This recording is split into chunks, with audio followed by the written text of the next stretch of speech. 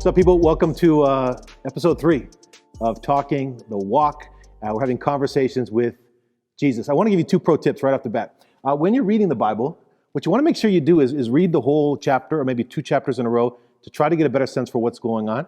I'll get to that in a minute. And the second thing is, you ever thought to yourself, if you were to meet God, like let's say you had a 10-minute conversation, like what would you ask him? Or like, how would that go? Would you ask him about why is there suffering in the world? Why? Something specific about you, your personality, your life, your family, some kind of issue. You know what's funny though is like when God came to us in Jesus, he asked a lot of questions. And I think that's kind of funny. And I'm wondering like, maybe you have a lot of questions for God now about all kinds of stuff, but it's like, maybe God's asking you questions. Have you ever thought about it the other way? And if you think about that for a second, like why did Jesus ask a lot of questions? Like obviously he didn't lack the information or the knowledge, and he could even predict with 100% accuracy what people would say. So why ask the questions in the first place? I think obviously what he was doing is drawing something out of them, like showing them who they are. And as people have that conversation, they learn about themselves, they learn about who Jesus is. So we're going to have a conversation like that in a minute. I think it's really cool. Give it a shot. Anyway, I grew up in a place where like rock and alternative music was super popular, like electric guitars and big drums, like headbanging and stuff like this. But then I moved, and then the high school I went to, hip-hop music and rap was very popular. So then I just completely switched my interest in music, and now I'm like, well, rap and hip-hop music must be the best because this is what all my friends were listening to.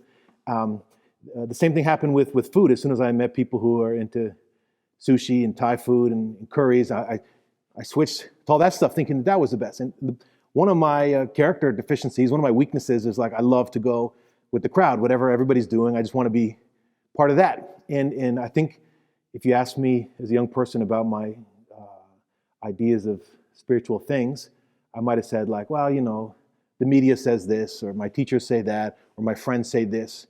And I think you're probably in the same boat. It's like, okay, what do you think about God? Or who is Jesus to you? And you're like, well, my mom and dad say this, or we go to church, or like okay, that's fine, but that's not anything personal, And when people stop attending church, or people stop being interested in things of God, it's like, okay, did you have a beef with God? It's like, no, somebody talked to me, or something about Christians, or, this was, and is never really on the personal side of the relationship. So what we need to do, all of us need to do, is actually have a personal relationship with God and focus on that more than anything else.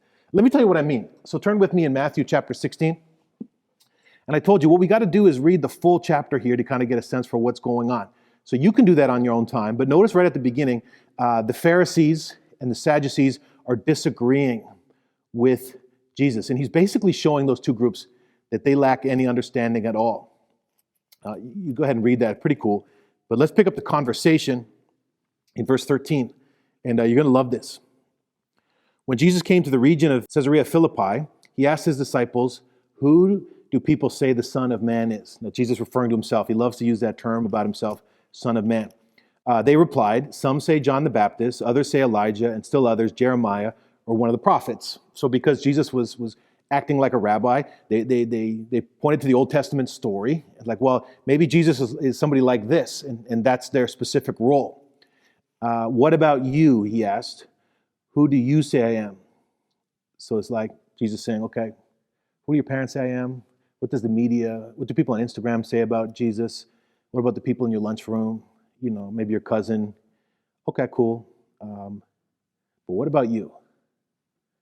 Who do you say I am? And what if God's asking that question right now? Ryan, I get it. Enough about all this other stuff, but who do you think I am? Who do you say I am?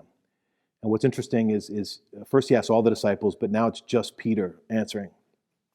He says, you are the Messiah, the Son of the living God. And Jesus goes on to say, man, you got it right. You're blessed. He's like, you didn't figure this out on your own. You can see that in verse 17. It was revealed to you.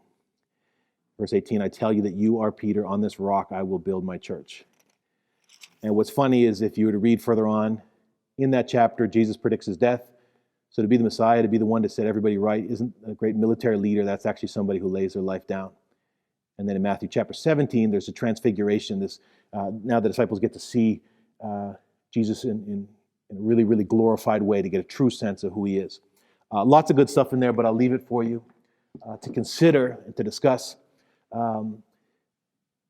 it's one thing to switch your tastes in music. It's one thing to switch your tastes in food or maybe clothing, sports, entertainment, all this kind of stuff. But the question every person has to be asked, forget whatever they might ask God, but the question God is asking each of us is, who do you say I am?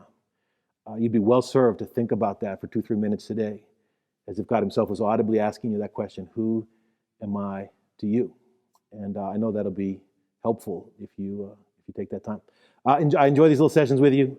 Look forward to next Monday for episode 4. That's it for now. See ya.